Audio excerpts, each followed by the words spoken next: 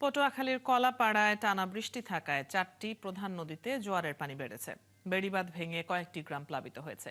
সেখানকার বিস্তারিত তথ্য জানাতে যুক্ত হচ্ছেন সহকর্মী মিলন কর্মকার রাজু। রাজু, এখন পর্যন্ত কতগুলো গ্রাম প্লাবিত হয়েছে জানাবেন, এবং নিম্নাঞ্চলে পানি প্রবেশ করার পর কোনো ধরনের ত্রাণ সহায়তা সেখানকার বানভাসীরা পাচ্ছেন কিনা?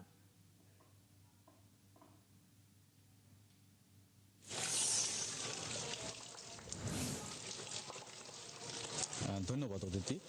উপজেলা প্রশাসন কিংবা জেলা প্রশাসন এখন পর্যন্ত যে কলাপাড়ার যে বেড়িবাঁধ ভাঙা, সুলিশ ভাঙা এবং সড়ক ধসে যাওয়ার এই বিষয়ে আসলে কার্যকরী কোনো পদক্ষেপ নেয়নি, আর ত্রাণ এখন পর্যন্ত কার্যক্রম শুরু হয়নি। আর আপনাকে আরেকটা তথ্য দিয়ে রাখি, সেটা হচ্ছে যে গতকাল কিন্তু মধ্য লন্দা গ্রামের যে মূল সড়ক সেটি কিন্তু ধসে পড়েছে। সেখানকার প্রায় সড়কের অর্ধেক ধসে পড়ায় সেখানে কিন্তু সড়ক যোগাযোগ বন্ধ হয়ে যাওয়ার আশঙ্কা রয়েছে। টিয়াখালী নদীর যে জোয়ারের পানি সেটা হচ্ছে, সে কারণে কিন্তু এই মধ্য লন্দা গ্রামের সড়কটি সহ যে পশ্চিম লন্দা সেই গ্রামটি কিন্তু আজকেও প্লাবিত হয়েছে। এ নিয়ে কিন্তু গত এক সপ্তাহের বেশি সময় ধরে এই গ্রামটি প্লাবিত হয়েছে, এবং এখানকার মানুষ যে বিষয়টি বলছেন যে তাদের যদি যে ভেঙে যাওয়া রিং বেড়িবাঁধের দুটি অংশ যদি সংস্কার করা না হয়, তাহলে কিন্তু এই বর্ষা মৌসুম জুড়ে তাদের দুর্ভোগের শেষ থাকবে না। পাশাপাশি এখানকার প্রায় 250 একর কৃষি জমি রয়েছে, সেখানকার কিন্তু কৃষি উৎপাদন ব্যাহত হবে। আরেকটি বিষয় আপনি জানিয়ে রাখেন যে হাজিপুর সুলিশটি যে গত সপ্তাহের যে সোনাতলা নদীর জোয়ারের পানির তরে যে ভেঙে গিয়েছিল, সেটি কিন্তু এখন পর্যন্ত সংস্কারের কোনো উদ্যোগ নেওয়া হয়নি।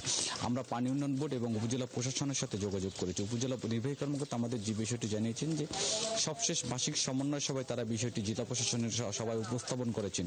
সেখানে যদি প্রয়োজনীয় বরাদ্দ আসে, সেখানে তারা কার্যকরী পদক্ষেপ নেবেন। কিন্তু মূলত এখন পর্যন্ত কোনো ধরনের যে বেড়িবাঁধ, সুলিচ এবং সড়ক যে ভেঙে পড়েছে সেই বিষয়ে কার্যকরী কোনো এখন পর্যন্ত উদ্যোগ নেওয়া হয়নি।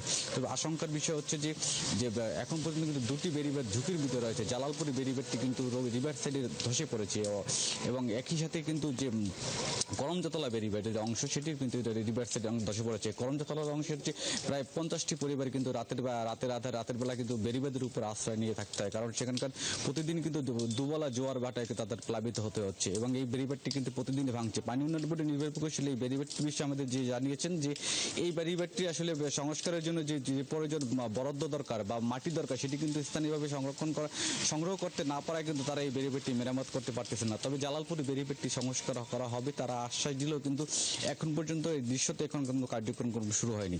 আরেকটি বিষয় আপনাকে জানিয়ে রেখে যে আপনি যে বিষয়টি জানতে চেয়েছেন যে কলাপাড়ার অন্তর্গত 10টি গ্রামের মতো কিন্তু পানিতে প্লাবিত অবস্থায় রয়েছে। এখানকার প্রতিটি গ্রাম প্রায় 2 থেকে 3 ফুট পানিতে প্লাবিত হয়েছে, এবং পাশাপাশি আজকেও কিন্তু 4টি নদীর পানি বেড়েছে। এই নদী পানি বৃদ্ধি হওয়ার কারণে যে নিম্নাঞ্চলের যে মানুষজন সেটা কিন্তু দুর্ভোগে রয়েছে। তারা বিষয়টি বলছেন যে বেড়িবাঁধগুলো যদি সংস্কার করা হয় এবং পাশাপাশি সুলিশগুলো যদি সরকারের নিয়ন্ত্রণে নেওয়া হয়, তাহলে কিন্তু যে এই যে বর্ষা হলে যে মানুষের দুর্ভোগ সেটি কিন্তু অনেকটাই কমবে।